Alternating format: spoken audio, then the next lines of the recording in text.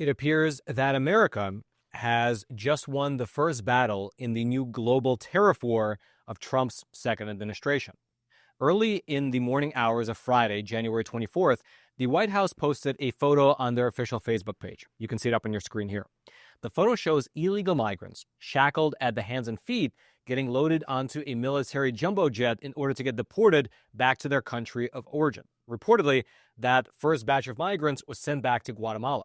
However, not all Latin American countries are accepting these deportations as the new normal. For instance, just 2 days after the photo was posted and after the U.S. began their deportation flights, an international spat was kicked off between the United States and Colombia, of all places.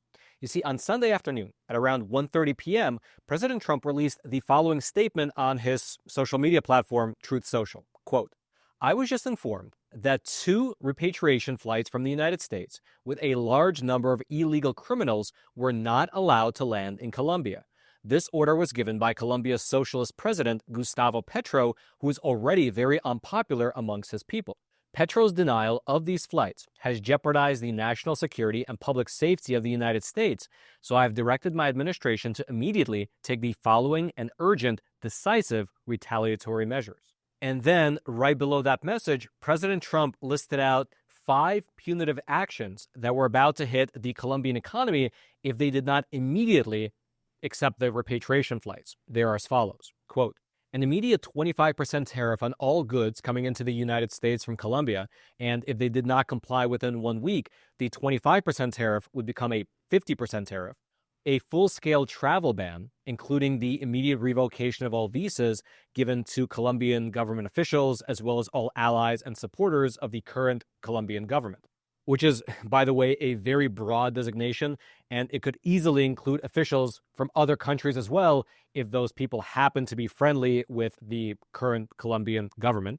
It goes on. "Visa sanctions on all party members, family members, and supporters of the Colombian government. Enhanced customs and border protection inspections of all Colombian nationals and cargo on national security grounds." And just to pause here for a super quick moment, I had to stop and look up what Colombian exports to the U.S. actually entail, and they are predominantly fossil fuels, trees, pearls, precious metals, coffee beans, aluminum, and then not mentioned on the official export list, very likely a vast amount of cocaine. Now, to the U.S., besides the cocaine, Colombian imports represent a relatively small amount of trade. From our perspective, if you look at what the U.S. imports in a given year and rank it by country, Colombia is all the way down at number 25. However, from the other side of the coin, from the Colombian perspective, this was a disastrous turn of events, since for Colombia, the U.S. is their biggest export destination by far, accounting for roughly 30% of all exports in 2023. Having both tariffs as well as inspections on all those goods would be an economic disaster for that country. But then it got even worse when Trump mentioned the 5th punitive measure that he was about to take. Quote, "IEEPA, Treasury, banking, and financial sanctions to be fully imposed." And just for your reference, the IEEPA stands for the International Emergency Economic Powers Act. It's the law which allows the sitting U.S. president to be able to regulate international trade after he declares a national emergency, which is exactly what Trump has done in regards to the migrant crisis. And so these were the 5 economy-crushing actions that Trump was floating. Although floating is not the right word, since it's what he was actually doing. Essentially, within the span of just a few hours, the Colombian president decided to deny the landing of 2 U.S. military aircrafts, and therefore the country was slapped with tariffs on all their exports, no more U.S. visas, a travel ban, sanctions, more inspections of their exported goods, and on top of all that, Trump ended a statement by saying that these punitive measures were just the beginning. Quote, "These measures are just the beginning. We will not allow the Colombian government to violate its legal obligations with regard to the acceptance and return of the criminals they forced into the United States." Now, being verbally slapped around like this by the newly elected president of the most powerful country on earth had to sting, especially since it was done in public rather than in private. And as such, this set off a chain reaction from Mr. Gustavo Petro, the president of Colombia. Immediately after Trump's statement came out, Mr. Petro responded with his own public message, which said the following, quote, The U.S. cannot treat Colombian migrants as criminals. I deny the entry of American planes carrying Colombian migrants into our territory. The United States must establish a protocol for the dignified treatment of migrants before we receive them. Now, you can make the argument here that objectively, this is a reasonable response. Asking for a protocol to be put into place isn't crazy. Now, of course, from the American side, you can argue that these are illegal migrants in our country, and therefore treating them like criminals in the deportation process isn't unreasonable either. But regardless, there's an argument to be had here. However, President Petro's first statement was soon followed up with a very, very long post from him that reads something like a diatribe against Trump, against America, against white expansionism, and against capitalism in general. The whole thing is quite long, but I'll read to you a small snippet of it just so you can get a feeling for the tone that Colombia's president was trying to get across. Quote, Trump, I don't really like traveling to the U.S. It's a bit boring, but I confess that there are some commendable things. I like going to the black neighborhoods of Washington, where I saw an entire fight in the U.S. Capitol between blacks and Latinos with barricades, which seemed like nonsense to me because they should join together. Now, just to pause here for a moment, I don't actually understand what he's referring to here. At first, when he referenced Washington, I assumed it was January 6th, but then it doesn't really make sense. If you know what he's referring to here, please leave it in the comments section below. I'm sure both myself and many people watching this would appreciate. Regardless, though, the message continues. Quote, I don't like your oil, Trump. It's going to wipe out the human species because of greed. Maybe one day, with a glass of whiskey that I accept, despite my gastritis, we can talk frankly about this. But it's difficult because you consider me part of an inferior race, and I'm not, nor is any Colombian. So if you know someone who is stubborn, that's me, period. You can't try to carry out a coup with your economic strength and your arrogance. But I will die true to my principles. I resist the torture, and I resist you. I don't want slavers next in Colombia. We already had many, and we freed ourselves. What I want next in Colombia are lovers of freedom. If you can't join me, I'll go elsewhere. You will kill me, but I will survive in my people, which lives before yours in the Americas. We are peoples of the winds, the mountains, the Caribbean Sea, and the freedom. Now, I will mention that the original was written in Spanish, so I did just hit the translate button on Twitter, and so that's what it came back with.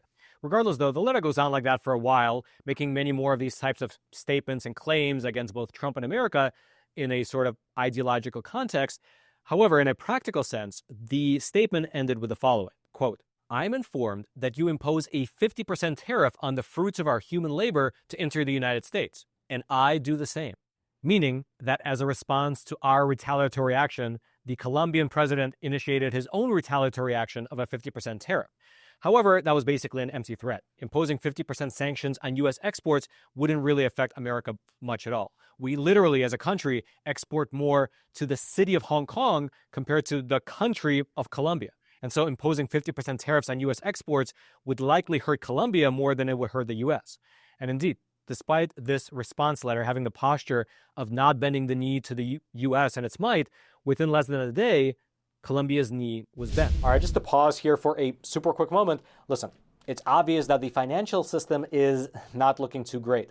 After being pumped up with trillions of virtually free government dollars for many, many years now, well, the stock bubble might actually burst in the near future. And in that process, unfortunately, it could take away the nest egg of anyone who happens to be exposed to it. And so consider taking this opportunity to diversify into something which is beyond the grasp of Washington, D.C. and Wall Street, physical gold and silver. And the best company to use, in my opinion, is the sponsor of today's episode, American Hartford Gold, who, I should mention, is also my own personal gold and silver bullion dealer. And besides myself, they have thousands of 5-star reviews from other Americans, and they also have an A+ rating with the Better Business Bureau. And working with them is rather simple. They have a huge selection of coins, bars, and rounds to choose from. They have super friendly staff who you can call, and they can set up either gold delivery directly to your doorstep, or they can even set you up in a gold IRA. And then lastly, best of all, if you tell them the Roman sent you, they will throw in a free gold coin with your first qualifying purchase. So give them a call. The number is 866-242-2352. That's 866-242-2352. Or you can simply text Roman to 65532. I'll also throw a link to their webpage. It'll be down there in the description box below. By the end of the day, Sunday, the White House press secretary sent out a statement saying that the Colombian government had capitulated. Here's specifically what Ms. Caroline Leavitt, the new White House press secretary, wrote in this particular statement. Quote, The government of Colombia has agreed to all of President Trump's terms, including the unrestricted acceptance of all illegal aliens from Colombia returned from the United States, including on U.S. military aircraft, without limitation or delay. Based on this agreement, the fully drafted IEEPA tariffs and sanctions will be held in reserve and not signed unless Colombia fails to honor this agreement. The visa sanctions issued by the State Department and enhanced inspections from Customs and Border Protection will remain in effect until the first plane load of Colombian deportees is successfully returned. And then on his end, the Colombian president released his own statement, which was his third statement, saying that he will be mobilizing his official presidential airplane to fly the Colombian deportees back into the country to help preserve their dignity, which is obviously a nice gesture, although it does make you wonder whether he'll be able to continue to use the presidential airplane when thousands or even tens or hundreds of thousands of more illegal migrants are sent back to the country.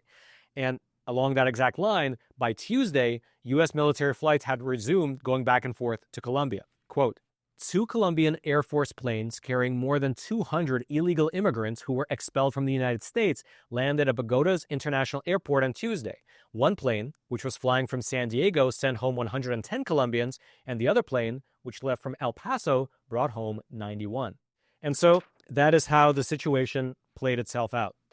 The first battle in the new international tariff war had America come out victorious. If you'd like to go through the details of anything that we discussed in today's episode in regards to the Colombia-U.S. battle, I'll throw the links to all my research notes down into the description box below, which I'll mention is that same description box right below those like and subscribe buttons, both of which I hope you take a quick moment to smash. And then lastly, with the dizzying amount of new developments coming out of the Trump administration, I would highly recommend that you consider subscribing to the Epoch Times. It's a newspaper that was born 25 years ago in order to expose communist China, but is now one of the largest and, in my opinion, one of the best news sources in America. And so, as ICE is rounding up thousands of illegal migrants across the country, as Trump is pumping out dozens of executive orders, as he's invoking laws all the way back from 1798, as DEI offices are getting shuttered left and right, as the Chinese military is claiming to be testing space, microwave, laser beam weapons, as classical education and homeschooling are resurging, as populist movements across the entire globe are experiencing something like a renaissance, well, as all that is happening, the mainstream media cannot honestly cover it that well. Their mental model is outdated, their framework in terms of their worldview is obsolete, and that's why they can't keep up with the developments, and they can't just report on things honestly. If they did, it might create something like a segfault in their minds. And so, as the world is changing, I really do hope that you subscribe to the Epoch Times. It's a great source of news, and I publish exclusive Facts Matter content on there that you can't find on YouTube. Usually because I'm worried about certain topics getting censored or even having our channel get a strike if I were to publish that content on YouTube.